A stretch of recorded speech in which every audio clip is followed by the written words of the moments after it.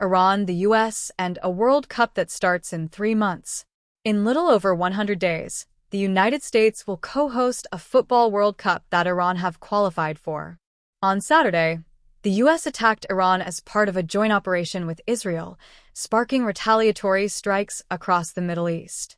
So what could the conflict mean for Iran, for the US, and for what was already set to be a highly politicized World Cup? BBC Sport takes a closer look. Will Iran still play at the World Cup? Iran's group matches in what would be their fourth consecutive World Cup are against New Zealand and Belgium in Los Angeles, then Egypt in Seattle.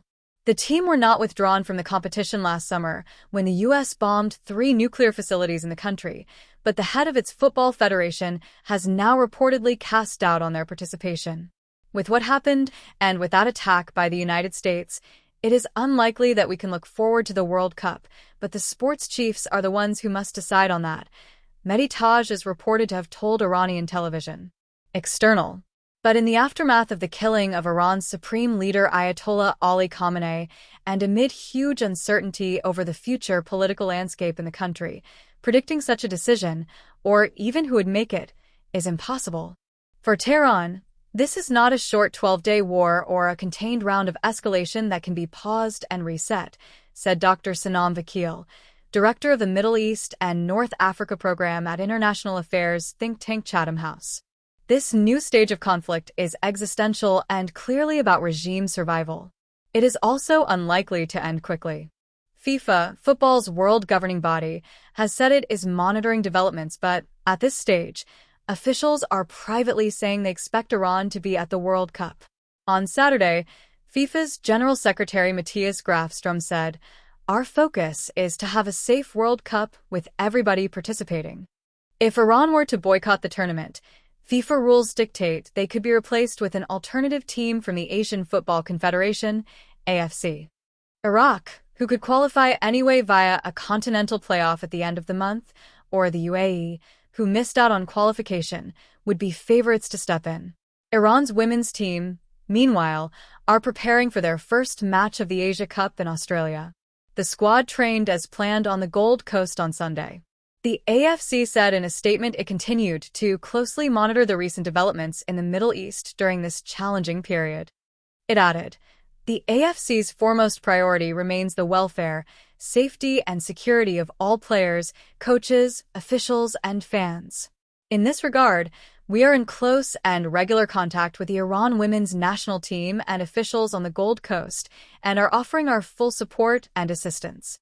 At a pre-match news conference on Sunday, Iran coach Marzieh Jafari stuck to football, saying the tournament was a chance to show the potential of Iranian women. "We are in uncharted territory."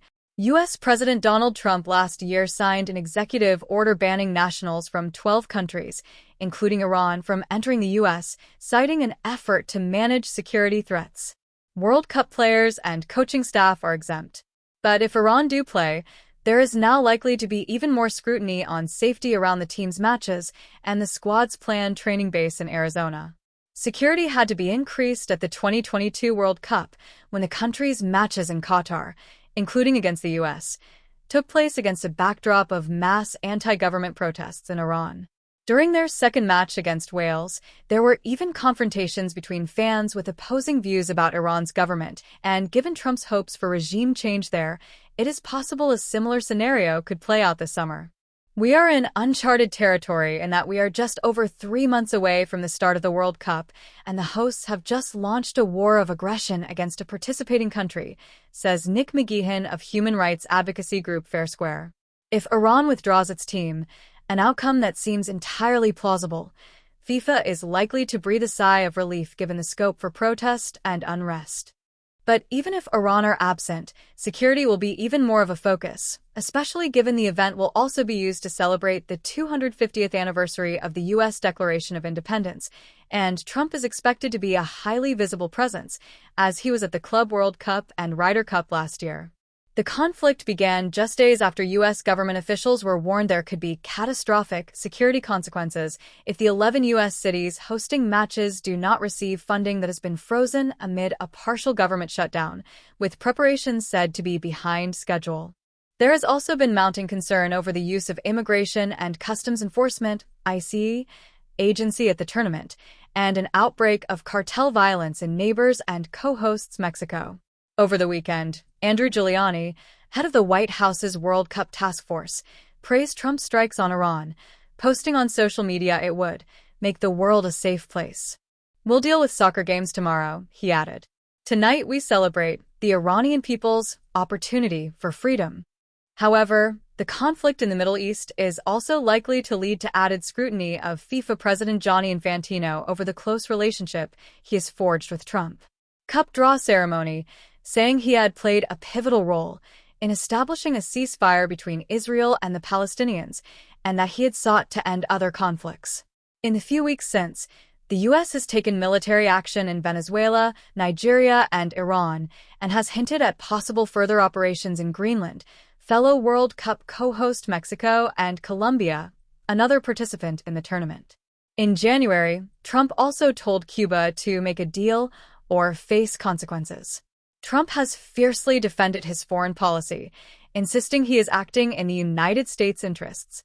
Last month, Infantino defended the awarding of the Peace Prize, even appearing at the first meeting of the U.S. President's Board of Peace while wearing a Trump-themed USA cap branded with 45 to 47 in reference to his terms of office. Trump's decision to attack Iran has received both support and condemnation, but what is certain is it will lead to more scrutiny of FIFA's decision to align itself with him, with critics arguing it undermined the governing body's political neutrality. In January, 27 politicians from Labour, the Liberal Democrats, Green Party, and Plaid Cymru signed a motion in Parliament calling on international sporting bodies to consider expelling the U.S. from major international competitions, including the World Cup.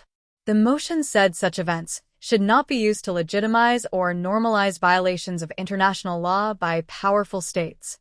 The same month, an official from the German Football Association said it was time to consider a boycott of the 2026 World Cup in the wake of Trump's actions.